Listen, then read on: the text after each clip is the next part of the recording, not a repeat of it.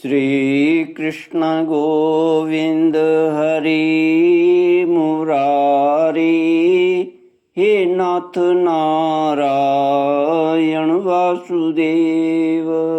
श्री कृष्ण गोविंद हरि मुरारी, हे नाथ नारायण वासुदेव।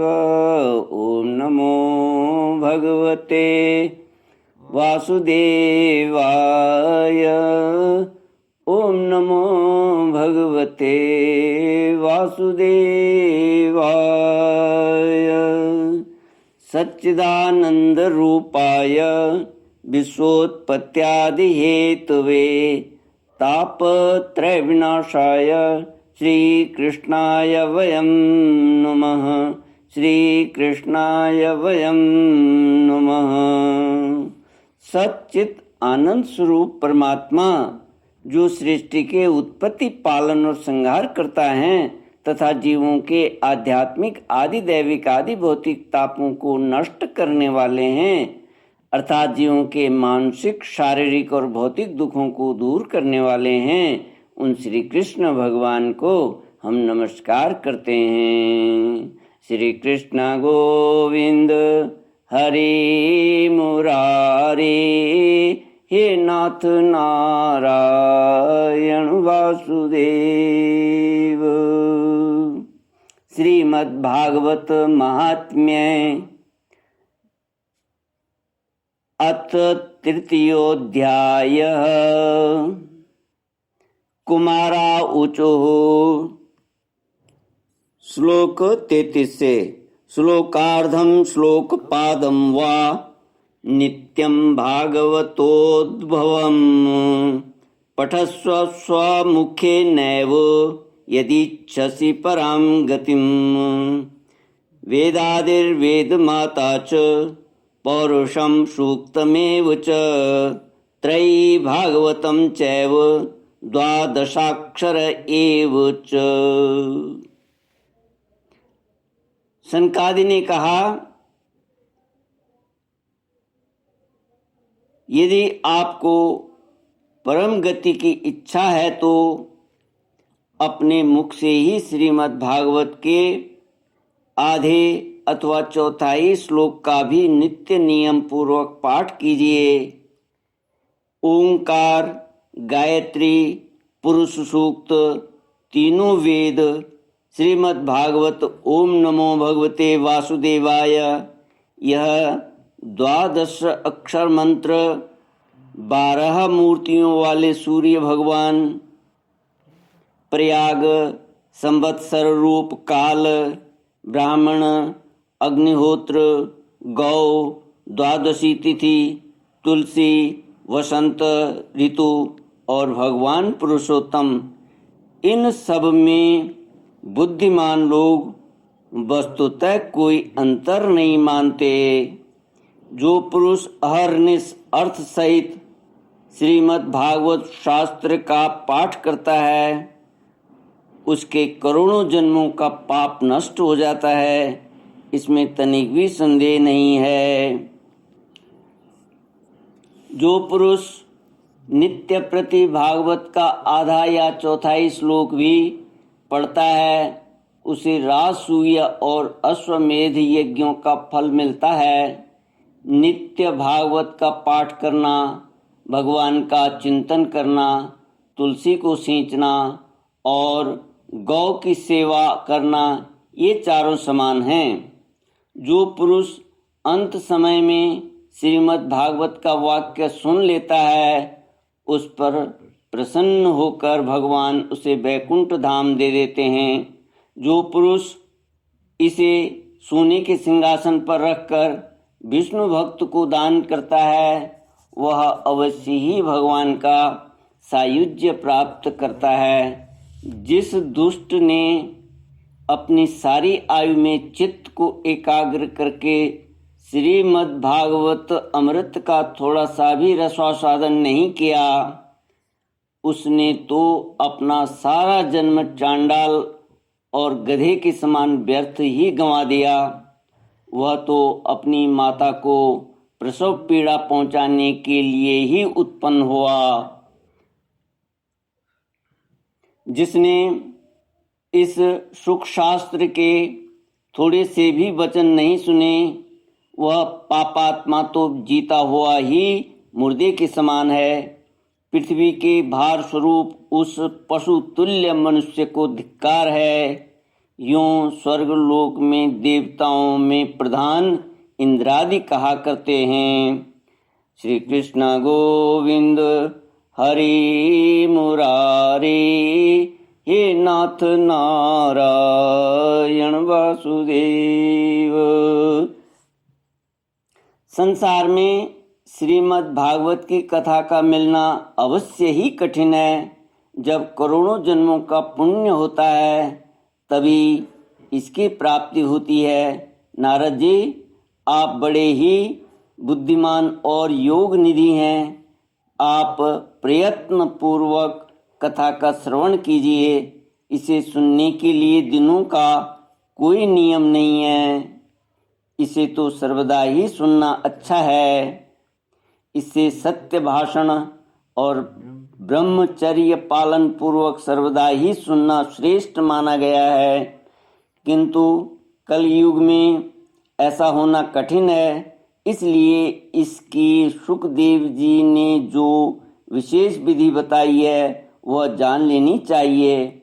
कलयुग में बहुत दिनों तक चित्त की वृत्तियों को वश में रखना, नियमों में बंधे रहना और किसी पुण्य कार्य के लिए दीक्षित रहना कठिन है। इसलिए सप्ताह श्रवण की विधि है।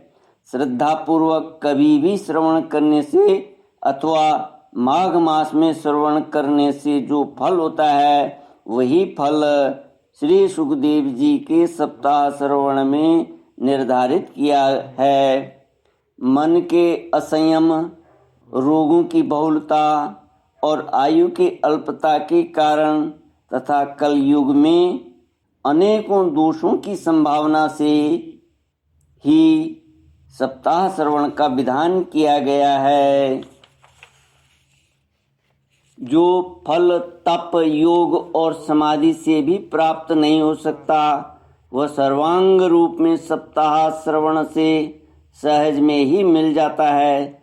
सप्ताह श्रवण यज्ञ से बढ़कर है, व्रत से बढ़कर है, तप से भी कहीं बढ़कर है, तीर्थ सेवन से तो सदा ही बड़ा है, योग से बढ़कर है, यहाँ तक कि ध्यान और ज्ञान से भी बढ़कर है। अजी, इसकी विशेषता का कहाँ तक वर्णन करें, यह तो सभी से बढ़ चढ़कर है। शौनक जी ने पूछा, सूत जी, यह तो आपने बड़े आश्चर्य की बात कही है। अवश्य ही यह भागवत पुराण योग वेता ब्रह्मा जी के भी आदि कारण श्री नारायण का निरूपण करता है, परंतु यह मोक्ष की प्राप्ति में ज्ञान आदि सभी साधनों का तिरस्कार करके इस युग में उनसे भी कैसे बढ़ गया। श्री सूत जी ने कहा, शौनक जी, जब भगवान श्री कृष्ण इस धरा धाम को छोड़कर अपने नित्य धाम को जाने लगे, तब उनके मुखारविंद से 11 स्कंद का ज्ञानोपदेश सुनकर भी उद्धव जी ने पूछा। उद्धव जी बोले, गोविंद, अब आप तो अपने भक्तों का कार्य करके परम धाम को पधारना चाहते हैं, किंतु मेरे मन में एक बड़ी चिंता है। उसे सुनकर आप मुझे शांत कीजिए। अब घोर कलिकाल आ ही गया समझिए, इसलिए संसार में फिर अनेकों दुष्ट प्रकट हो जाएंगे। उनके संसर्ग से सब अनेकों सत्पुरुष भी उग्र प्रकृति के हो जाएंगे। तब उनके भार से दबकर यह गोरूपिणी पृथ्वी किसके शरण में जाएगी। कमल नयन, मुझे तो आपको छोड़कर इसकी रक्षा करने वाला कोई दूसरा नहीं दिखाई देता। इसलिए भक्त वत्सल, आप साधुओं पर कृपा करके यहाँ से मत जाइए। भगवान, आपने निराकार और चिन्ह मात्र होकर भी भक्तों के लिए ही तो यह सगुण रूप धारण किया है। फिर भला आपका वियोग होने पर वे भक्तजन पृथ्वी पर कैसे रह सकेंगे? निर्गुणोपासना में तो बड़ा कष्ट है, इसलिए कुछ और विचार कीजिए। प्रभास क्षेत्र में उद्धव जी के ये वचन सुनकर भगवान सोचने लगे कि भक्तों के अवलंब के लिए मुझे क्या व्यवस्था करनी चाहिए। शौनक जी, तब भगवान ने अपनी सारी शक्ति भागवत में रख दी। वे अंतर्धान होकर इस भागवत समुद्र में प्रवेश कर गए। इसलिए यह भगवान की साक्षात शब्दमयी मूर्ति है। इसके सेवन, श्रवण, पाठ अथवा दर्शन से ही मनुष्य के सारे पाप नष्ट हो जाते हैं। इसी से इसका सप्ताह श्रवण सबसे बढ़कर माना गया है और कलयुग में तो अन्य सब साधनों को छोड़कर यही प्रधान धर्म बताया गया है।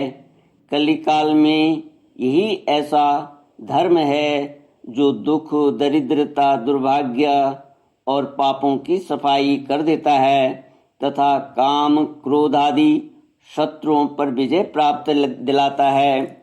अन्यथा भगवान की इस माया से पीछा छुड़ाना देवताओं के लिए भी कठिन है। मनुष्य तो इसे छोड़ ही कैसे सकते हैं। अतः इससे छूटने के लिए भी सप्ताह श्रवण का विधान किया गया है। सूत जी कहते हैं, शौनक जी, जिस समय सनकादि मुनीश्वर इस प्रकार सप्ताह श्रवण की महिमा का बखान कर रहे थे, उस सभा में एक बड़ा आश्चर्य हुआ। उसे मैं तुम्हें सुनाता हूँ, सुनो। वहाँ तरुणावस्था को प्राप्त हुए अपने दोनों पुत्रों को साथ लिए विशुद्ध प्रेम रूपा भक्ति बार बार श्री कृष्ण गोविंद, हरे मुरारे, हे नाथ नारायण वासुदेव आदि भगवान नामों का उच्चारण करती हुई अकस्मात प्रकट हो गईं।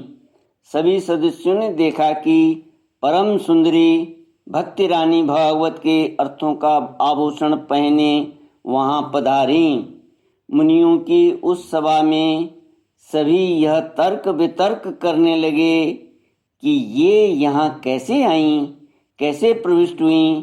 तब सनकादि ने कहा, ये भक्ति देवी अभी अभी कथा के अर्थ से निकली हैं। उनके ये वचन सुनकर भक्ति ने अपने पुत्रों समेत अत्यंत विनम्र होकर सनत कुमार जी से कहा। भक्ति बोली, मैं कलयुग में नष्ट प्राय हो गई थी। आपने कथामृत से सींच कर मुझे फिर पुष्ट कर दिया। अब आप यह बताइए कि मैं कहाँ रहूं। यह सुनकर सनकादि ने उससे कहा, श्री कृष्ण गोविंद, हरे मुरारे, हे नाथ नारायण वासुदेव। तुम भक्तों को भगवान का स्वरूप प्रदान करने वाली, अनन्य प्रेम का संपादन करने वाली और संसार रोग को निर्मूल करने वाली हो। अतः तुम धैर्य धारण करके नित्य निरंतर विष्णु भक्तों के हृदयों में ही निवास करो। ये कलयुग के दोष भले ही सारे संसार पर अपना प्रभाव डालें, किंतु वहाँ तुम पर इनकी दृष्टि भी नहीं पड़ सकेगी। इस प्रकार उनकी आज्ञा पाते ही भक्ति तुरंत भगवत भक्तों के हृदयों में जा विराजी। जिनके हृदय में एकमात्र श्री हरि की भक्ति निवास करती है, वे त्रिलोकी में अत्यंत निर्धन होने पर भी परम धन्य हैं, क्योंकि इस भक्ति की डोरी से बंधकर तो साक्षात भगवान भी अपना परम धाम छोड़कर उनके हृदय में आकर बस जाते हैं। भूलोक में यह भागवत साक्षात परम ब्रह्म का विषय, परम ब्रह्म का विग्रह है। हम इसकी महिमा कहाँ तक वर्णन करें। इसका आश्रय लेकर इसे सुनाने से तो सुनने और सुनाने वाले दोनों को ही भगवान श्री कृष्ण की समता प्राप्त हो जाती है। अतः इसे छोड़कर अन्य धर्मों से क्या प्रयोजन है। श्री कृष्ण गोविंद हरे मुरारे, हे नाथ नारायण वासुदेव। इति श्री पद्म पुराणे उत्तरखंडे श्रीमद्भागवत महात्म्ये भक्ति कष्ट निवर्तनम नाम तृतीयोऽध्याय। ओम पूर्णमद पूर्णमिदं पूर्णात् पूर्णमुदच्यते पूर्णस्य पूर्णमादाय पूर्णमेवावशिष्यते। ओम शांति शांति शांति। हरि ओम श्री गुरुभ्यो नमः। हरि ओम।